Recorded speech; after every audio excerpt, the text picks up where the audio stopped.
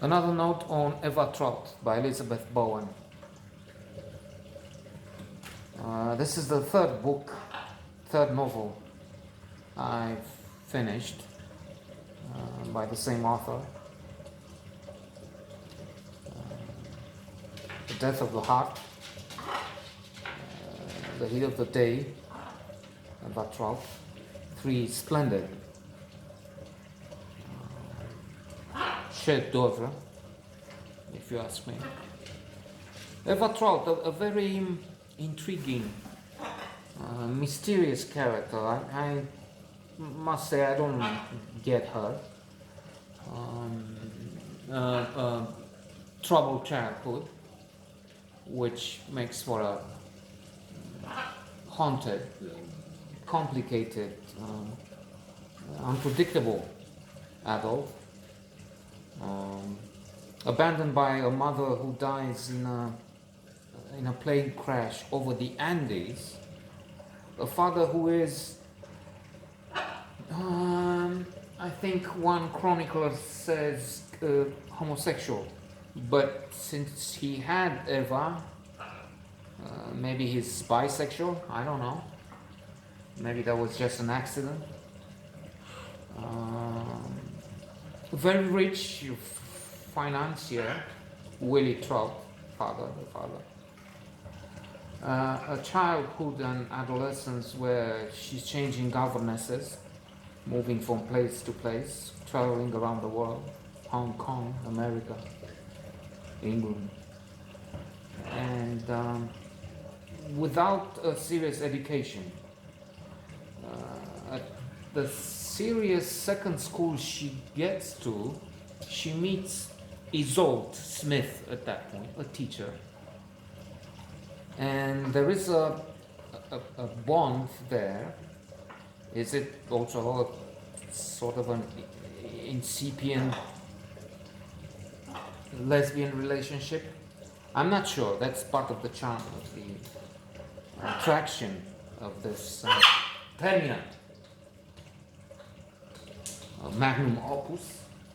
The fact that you're left guessing, it's thought-provoking. It has a detective story, as our professor of literature, Anton Gevorkyan, said in high school.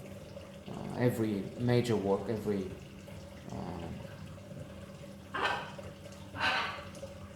magnificent novel has a detective story in it. Crime and Punishment, Bratwurst Karamazov, Eva Trout. Somebody dies at the end. There is a gun, as Chekhov has said. If you put on a shotgun in the first act, you have to use it before the end. And there is a gun, and then there's a murder or accident right there at the end. Let's not say what happens to whom.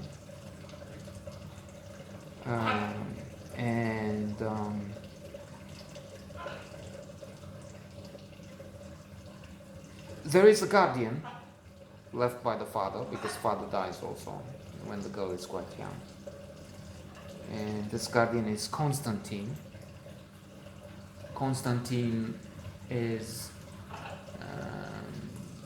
supervising the fortune and gives an allowance to the girl and the young woman until she's 25. But right there at the beginning, we see her a few months before that age, before she comes into her fortune, really.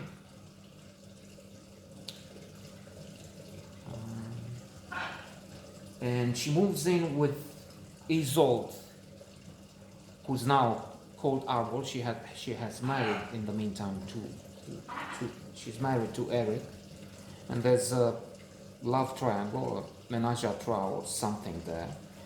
I'm not clear if there is any moment of real sexual intercourse between Eva and any of them. Apparently not. Even if there is an insinuation that she's expecting a child, and that child is Eric's. It turns out it's not. She eventually has a mysterious adoption, but the boy is deaf and mute, and that's another challenge in there. And she falls in love with a young man, Henry, who is about 14 years her junior, and he's a student at Cambridge when she's thinking of marrying him.